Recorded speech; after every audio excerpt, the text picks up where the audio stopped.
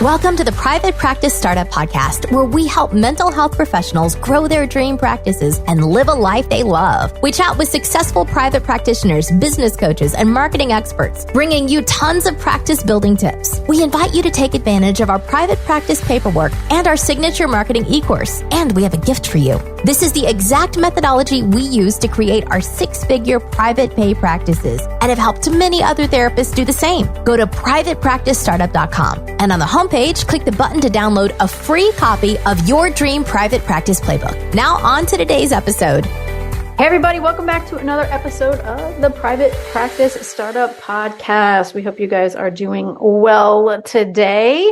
And just like a podcast, we're going to be talking about things virtually across the lines, building your business as a multi-state practice. So we're going to be talking about the do's and don'ts of telehealth across multi-state lines today. And our guest today is Samantha Tomer. Samantha is an online therapist currently living outside of Charleston, South Carolina. She started her own online practice in 2021 and is licensed, holds telehealth license in 6 states. Samantha is passionate about slow living and all things French culture, especially the pastries and French wine. Delicious!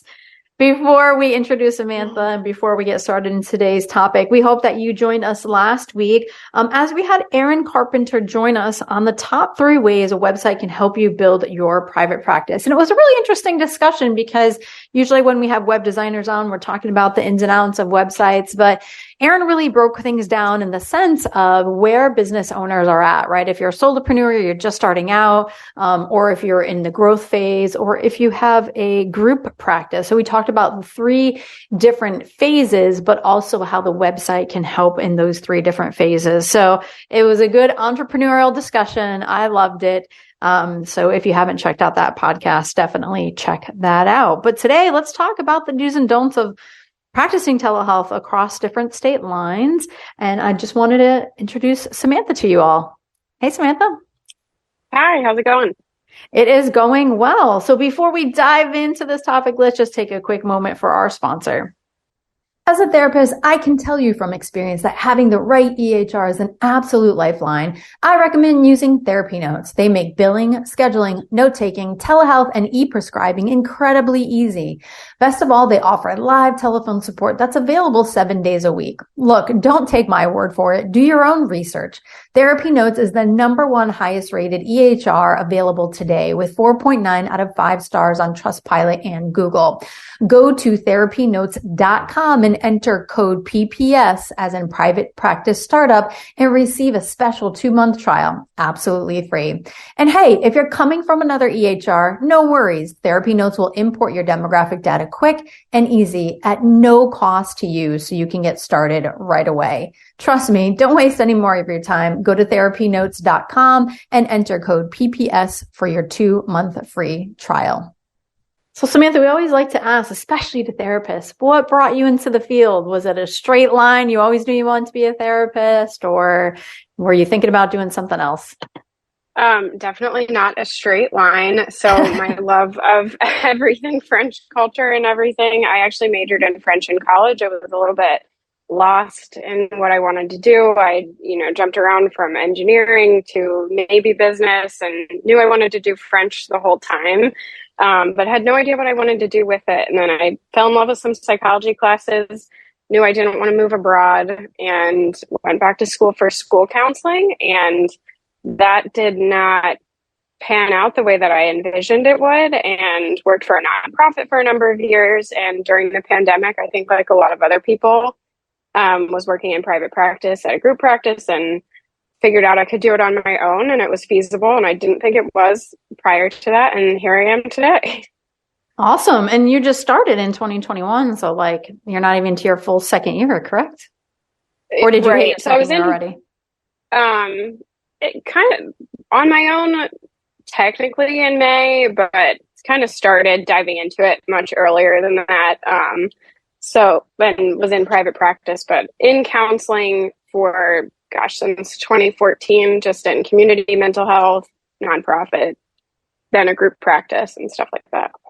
That's awesome. Very cool. And I know that you are close with Amber Lyda. Amber was the one that suggested, oh, you got to talk to Samantha, because we had another previous podcast talking about this topic. But she was like, you guys got to talk to Samantha. She knows much more of the ins and outs. So we'll put the link to Amber's podcast in the show notes so you guys can listen to that as well. So where should we start out with how to kind of build this multi-state practice across state lines with telehealth? I think it probably varies for everyone's practice. The way that I really got into this was during the pandemic. I think a lot of people were moving around and stuff like that. And I just started to have to do a lot more research for clients who were traveling, or I have one specific client who does travel for work all the time. So it just kind of became a habit for me and something I was prioritizing, because this is a long-term client of mine that it was a necessity for me in my practice to do that. And my practice started in, I am online, so that and multi-state now, but at the time it was in Pennsylvania and I was in Philadelphia. A lot of my client base was in Philly, and a lot of those clients traveled to and from New Jersey, Delaware, and surrounding areas, just because of the like tri-state local area. And it made sense for me to expand in that way. And fortunately, during the pandemic, many states were they were very lax with those rules. And so it was easy at the time. And then I had to start researching a lot more. So for me, that's how I started, but it might be different for everyone else, depending on how niche you are, what kind of practice you're building, and things like that. So for me, it was not a location based thing and client. So, I think it can vary for what the practitioner's needs or their client's needs are. So when you started, you were in Pennsylvania, you said, and then you moved to South Carolina. So you already licensed in Pennsylvania, right? And so I guess tell folks what are the 6 states that you practice in? So I have full licenses in Pennsylvania, New Jersey. I have telehealth license or certifications in Florida, Vermont, South Carolina, Delaware. I feel like I'm missing one. I had an emergency license or temporary license in New Hampshire. Is that it? Pennsylvania, New Jersey, Delaware, South Carolina, Florida, Vermont. Yeah, and New Hampshire was 7, but that was temporary. Gotcha. So folks are probably wondering, well, how do you go about that? What do different states require? Mm-hmm. So that's where it gets a little bit tedious. And because I've had to do it so much for this one particular client, it's just kind of become second nature to me. So the very first thing that I do and this is kind of how I started going about it, besides New Jersey, which I can talk about after this, but I just started Googling really the board and the laws and regulations for each state. And if I couldn't get a direct answer from reading through that, which is time consuming and pretty annoying because it's a lot of legal jargon, it's, statutes and stuff like that. And during the pandemic, there were a lot of easy ways to go about it. They had a lot of lax rules, and it was a different time, and that a lot of those have since dropped. But I've just made it a habit of reviewing that, calling the board directly if I don't get an answer myself. So I want to come back just to make sure I'm not missing anything else that you asked. Yeah, no, folks are kind of wondering how to do that. So you're saying during the pandemic, you would kind of look and read and fall asleep because you're listening to legal jargon. So if you have a cure for insomnia right there, is just read the statutes. Exactly. Right. But is there an easier way to do that now, or is that what folks are still having to do?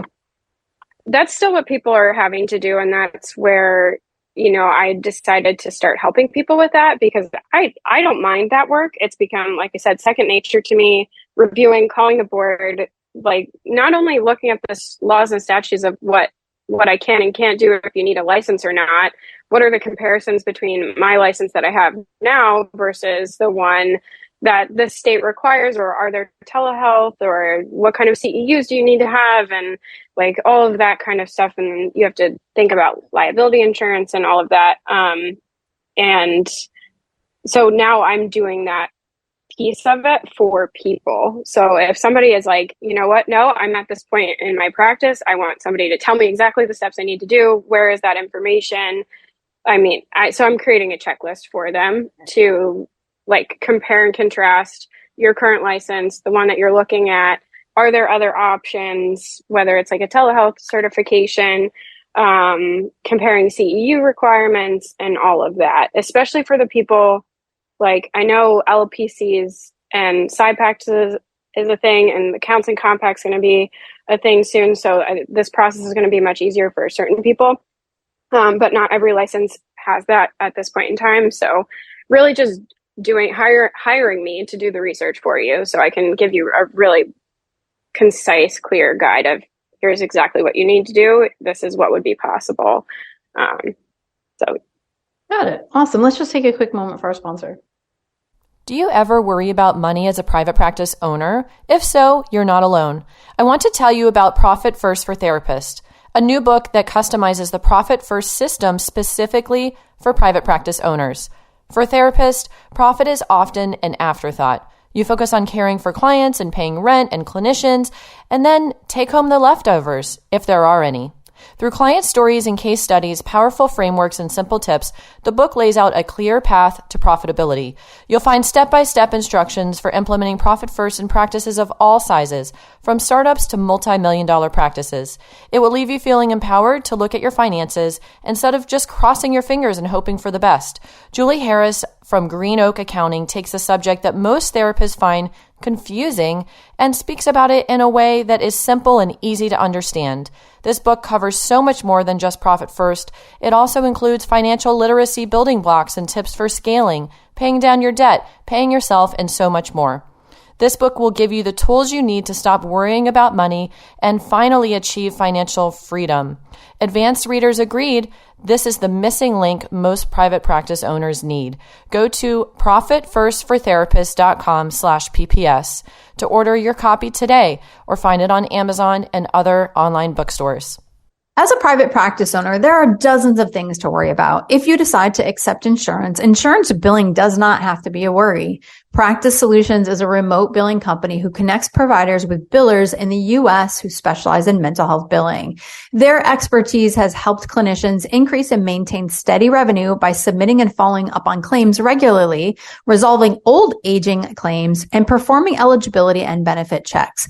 With Practice Solutions, you're assigned a billing expert who learns the ins and outs of your practice, functioning as an extension of your own team, so you can focus on what matters most, your clients and growing your practice. One of Practice Solutions' current clients says, Practice Solutions has been amazing for my practice, its growth, and my peace of mind when it comes to billing. Practice Solutions works with clients ranging from solo practitioners just starting out, as well as to larger group practices with multiple clinicians.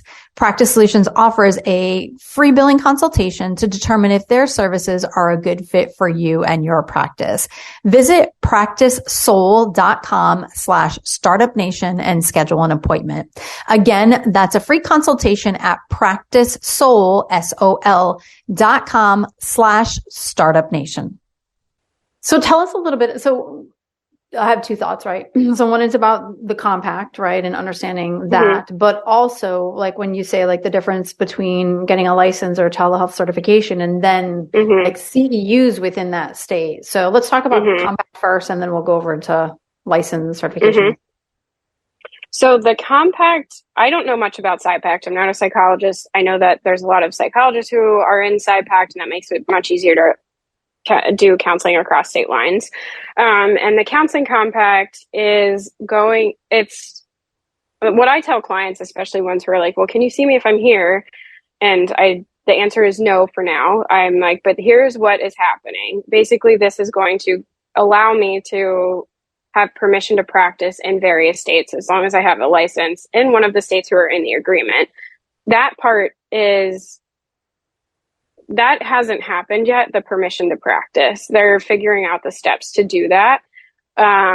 So it's active, but you can't do anything with it yet. So the states are signed on. There's more states reviewing. It's under legislation in many states.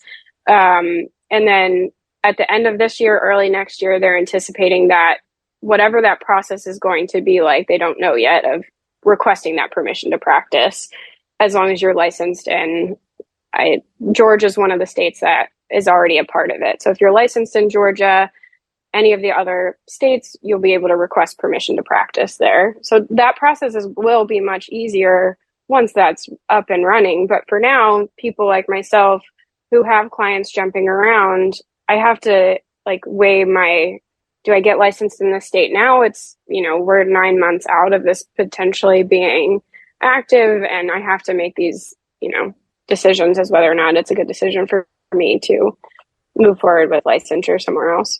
Yeah. So talk a little bit about that, like the difference between getting fully licensed as opposed to a telehealth certification and then CEUs and stuff like that. Sure. So like I said, I have a full license in Pennsylvania. That's where I went to school. It was just where I got my license. And then New Jersey, I was fortunate enough to do their bridge program because I had emergency licensure there during the pandemic. So it just kind of streamlined the process to get licensed. And then I have multiple telehealth certifications. One of the biggest things with telehealth certification is that I know for Florida, Vermont, and South Carolina, by doing the telehealth certification versus getting fully licensed there, I can't open a physical practice in any of those states. And for me, that was fine because I'm not seeing clients in person. I'm online. I don't need to open an actual physical location. For those states as well, I know for sure Florida doesn't require you to do CEUs as long as your initial license is active, like unencumbered. It's totally fine. It never expires. Vermont's process is shifting a little bit, so they have a temporary thing in place now, and it's transitioning to 2 different options. So people have the choice to do a telehealth, I want to say it's a certification or a telehealth license, and there's limits on those. So I think with one of them, you're limited to a number of sessions with clients. The other one is you just are limited to like 10 clients, I think, at a time. You can't open a practice in Vermont. If you do move to Vermont, you have to get regular license. And South Carolina, I think, is more aligned with the Florida license. Delaware was the easiest one. You fill out a piece of paper and say that you're seeing clients in Delaware via telehealth. So I'm not sure if that is changing. I would hope that they're going to change that at some point because it just kind of feels a little like wishy-washy to me. So every state is different, but it makes it a little bit easier too if you're, much like me, is with Delaware, for example. I have a client who's just going to be in Delaware for the day, needs to schedule a session. It's much easier for me to say, okay, I'm just seeing them in Delaware. I take their address down. I don't have to worry about all of those other, like the full licensure process. It's much less tedious. Gotcha. So ultimately it kind of depends, and check with that state or work with you. Mm-hmm. And it sounds like you kind of keep up to date of that stuff.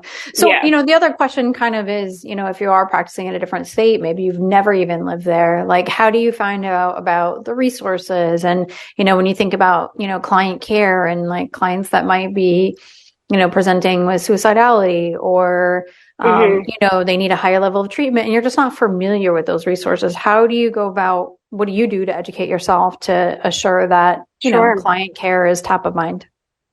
Mm-hmm. So for one, I don't see many clients that are high risk because I'm fully telehealth. I'm probably not located in the state that they're in. Most of my caseloads in Pennsylvania, but I'm familiar with their resources. That's also part of my paperwork. Shout out to Amber because I did her course. So I got a lot of that like startup info from her. But we talk about where they're located. I have clients fill out their local emergency numbers and I specify what those are. In my paperwork, I say, what's your local police department, crisis line, things like that. So we talk about those things and go over that. And I don't love this part of it, but I'm in a lot of Facebook groups for the different states that I'm in. So different referral sources that way. I'm in other therapist networking groups as well. And just spending the time to look up those. It's time consuming, which is kind of where my services come in because I include a lot of that in my consultation package, if you want to call it that. because I'm giving you the mandated reporting resources and stuff along those lines. The one thing that I can't really speak to, but I always encourage people to do, is check with your liability insurance to make sure that you're covered in those areas, as well as your accountant, because there's states, I think New Hampshire is one of them. I don't have that license anymore, but they are ones that get weird with taxes. So always check with your accountant. Make sure your accountant is knowledgeable of the states that you are seeing clients in, because that can affect it. Same with registering your business, because you might have to register as a foreign entity if that state requires you to do so to see clients there, which I know that that's a big topic, and something that I'm not super well versed in is like, where does the client session take place? Because every state is different. That would be part of my consultation as well, is because that would be written in the laws. Some states, I think North Carolina is one, where the client and the clinician has to be licensed in North Carolina and the client has to be there. It's one of the ones that you have to have both, or like the session takes place in both places. That's what it is. So even if you're not in North Carolina, you still have, it's confusing. Gotcha. So again, it just kind of really all depends, but I love that you're, also shining light on other things that a lot of times people don't think of, is taxes for sure.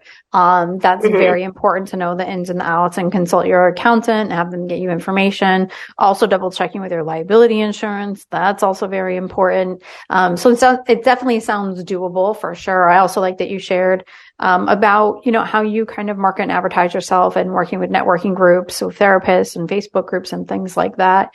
What other things are there to consider that we might not have thought about in this discussion so far, or therapists really should know as they're thinking about pursuing this? What about insurance? Sure. That was my next thought. Okay. Well, so two different types of insurance: liability, and then I don't take insurance. So there's other people that can speak to that, because I think insurance that lends itself to a whole different conversation. I know that insurance companies can get a little finicky with where the client is, where you are, and stuff like that. I think there's probably other people doing something similar to me that could speak more on the insurance part of it. But with liability insurance, I know this conversation, I know we're talking about multi-state, but I think international stuff is coming up. I've had that come up for clients, because my liability insurance doesn't cover me internationally.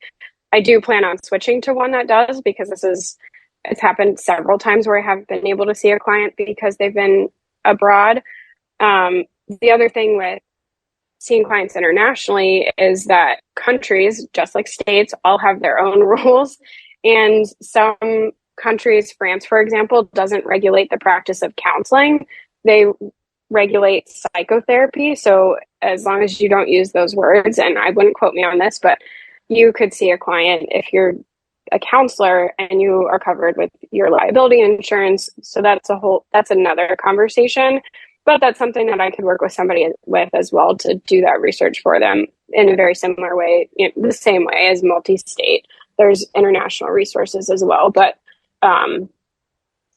liability insurance, I think, for international practice is the biggest thing, because a lot of the providers will not cover international sessions. And there is one that I contacted recently, and I forget the name of them, that will cover LPCs for international work. Yeah, interesting. What's interesting is many, many years ago, so we've been podcasting, I think now this is our 7th year of podcasting. Yeah. And what's interesting is we've had, podcasts on telehealth and things like that. And before the pandemic, and, I often wonder, if the pandemic never occurred, I do not think we would be this far into all of these different rules and regulations about telehealth, right? Because before it was basically, you have to be licensed in the state where the client resides. Kind of that's what it is. And then, practicing internationally was okay, well, no problem. You know what I mean? But now it's just interesting to listen to all the different things that are kind of coming down, and the verbiage, and, some some countries don't even have, a license for a therapist or things like that. So knowing all of these, and I love that you're a resource and actually like to research about this stuff, and you're just an asset to therapists who really want to do telehealth. So yeah. Thanks. It is technology, I think, is 10 steps ahead of, where the boards and all the regulating bodies, not just in the US. I think we're probably a little bit ahead of some places. But like I said, France doesn't even regulate counseling. So they have therapists and stuff, but they don't regulate the practice of counseling. And it's just interesting. And we have a lot of catching up to do, I think. For sure. Well, Samantha, what do you want our listeners to most take away from your message today? I think the biggest thing would be if you want to expand, it can definitely be worth it. But think about weigh the pros and cons. How is it going to benefit you? Why are you doing it? And be patient, because it is a tedious process. Just because you have one license doesn't make the process easy in another state. And there is really, at least for LPCs, there's no real reciprocity. I think there might be 1 or 2 states that have reciprocity with each other, like true reciprocity, but we don't have that yet. So it is confusing. It's tedious. And there are people out there who want to help. Like you said, I enjoy doing this part of it, as odd as that is to say. It kind of breaks up my schedule, so that's why I like doing it. But it's a process, and be patient. Just like you tell your clients, it's a process, and sometimes it's going to be hard, and sometimes it's going to be easy. And just be patient with it. Awesome. Well, I appreciate it. And I'm so glad you're a resource. And it's funny, as you're saying, as hard as it is to believe, I like that process. It's like when I talk about systems, right? I love systems, but most people want to bang their head when it comes to systems. So I hear you.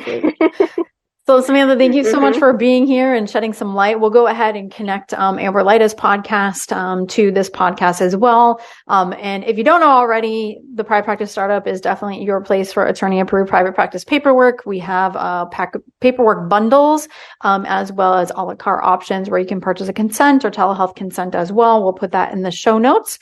And we hope that you guys join us next time, as we had our first-time guest and a first-time podcast topic about how to scale and sell your private practice. So that was a great conversation with Gabriella Villani, and she talked about what she did to sell her private practice, kind of some do's and don'ts, expectations, and just the process overall and where she is today. So that was a super cool podcast if you are in the place of wanting to sell your practice, or if that is an ultimate goal for you.